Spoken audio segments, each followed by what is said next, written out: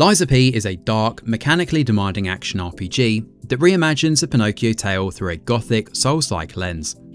Set in the decaying city of Krat, it blends precise, stamina-driven combat with atmospheric world-building and a heavy emphasis on timing and discipline.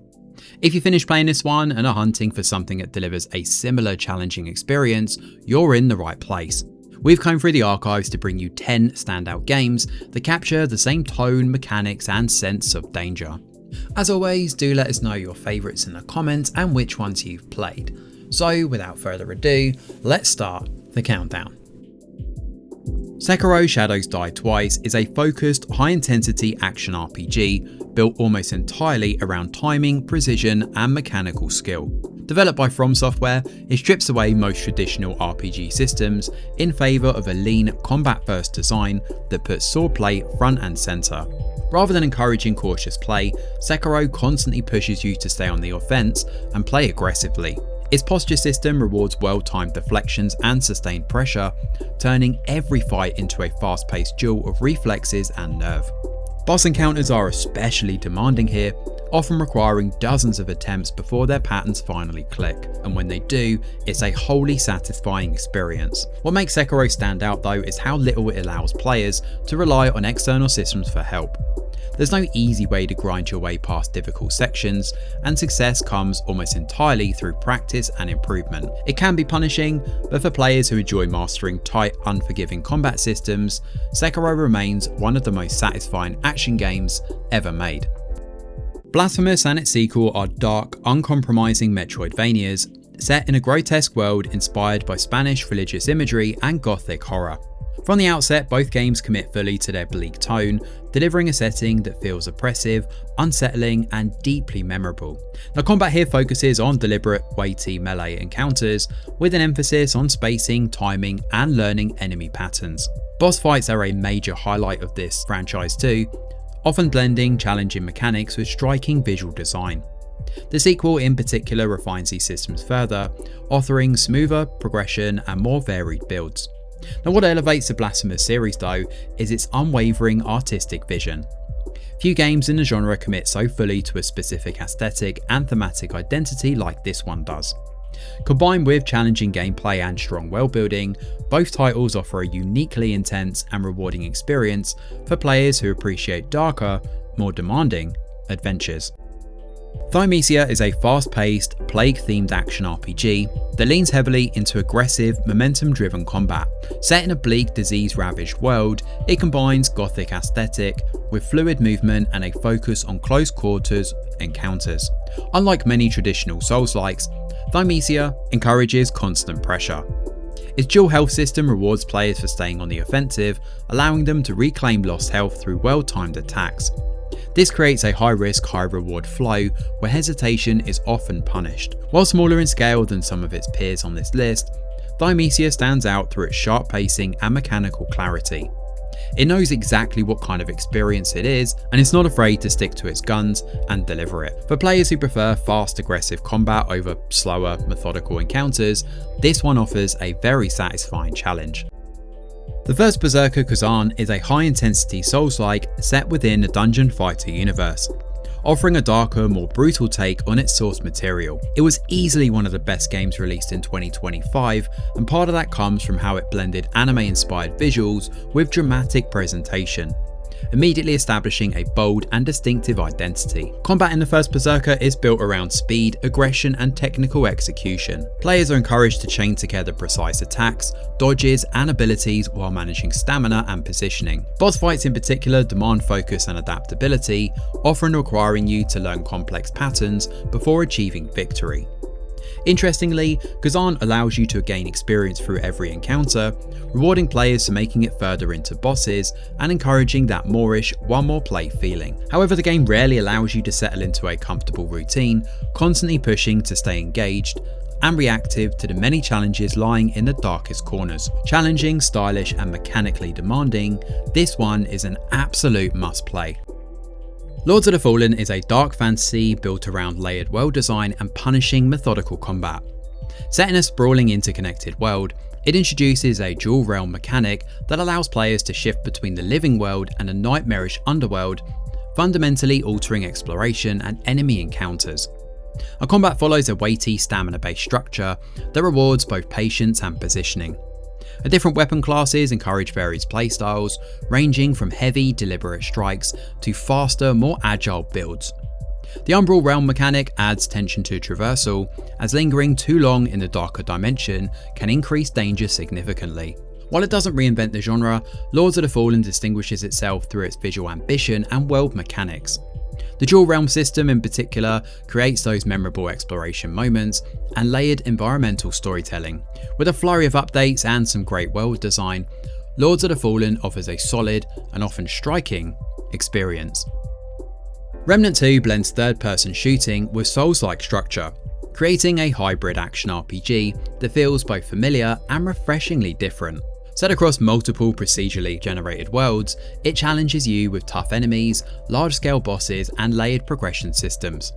Our combat is built around firearms predominantly, alongside abilities and stamina management, requiring both careful positioning and smart resource use. The archetype systems allow for flexible builds, encouraging experimentation with different skill combinations and team compositions.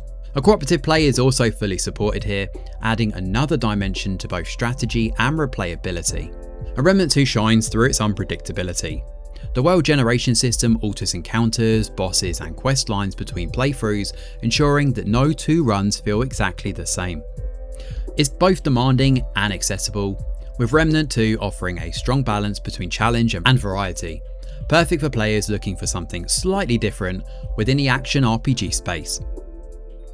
Steelrising is a Souls-like set in an alternate history version of the French Revolution, where mechanical automatons roam the streets of Paris. Playing as Aegis, a clockwork bodyguard, players explore a richly detailed world that blends historical landmarks with steampunk-inspired fantasy. The combat focuses on stamina management, precise dodging, and carefully timed attacks, with a strong emphasis on adaptability. And different weapon types offer pretty varied playstyles, ranging from heavy-hitting hammers to fast, agile blades, allowing players to tailor their approach to each encounter.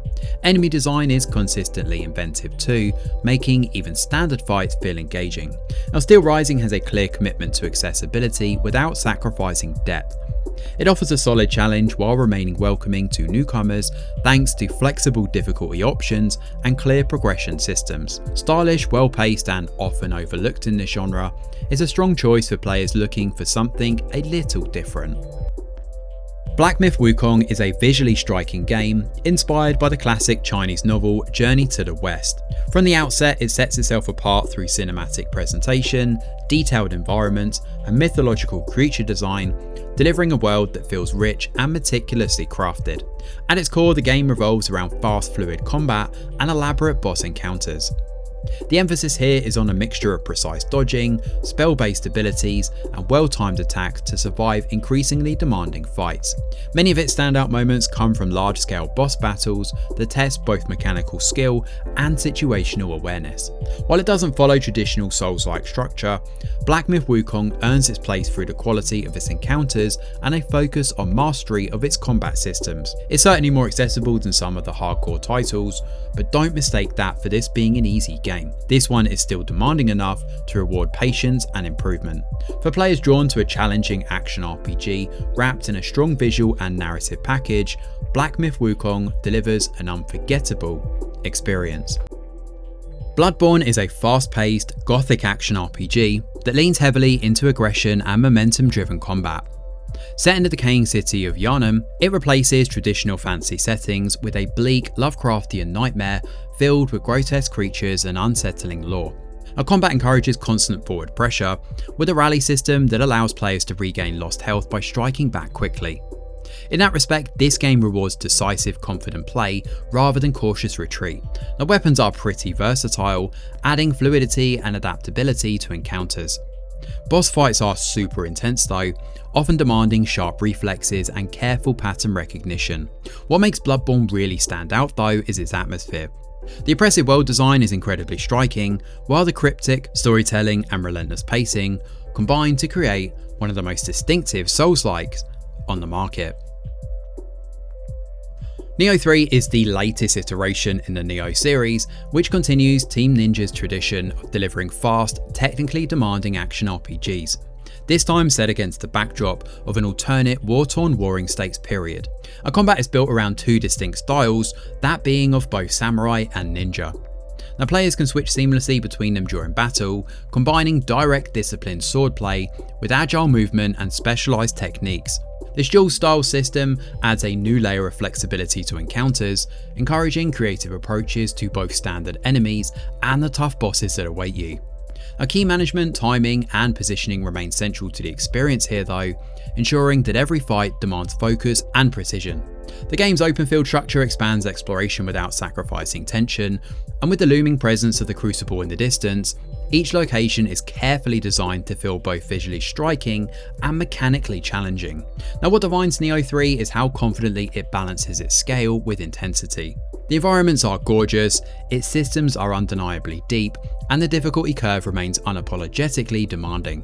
For players who enjoy mastering complex combat mechanics within richly detailed settings, this one delivers another highly satisfying chapter in the series. So there we have it, 10 games to keep you busy when you've finished Lies of P. So what did you think of our picks? Do you agree? Are there any notable omissions, or do you think we're way off the mark? Either way, let us know in the comments below. Thanks for watching. Smash a like or subscribe to the channel, your support is very much appreciated. I'm Greg Wheeler, and from all of us over here at The Review Geek, we'll see you on the next video.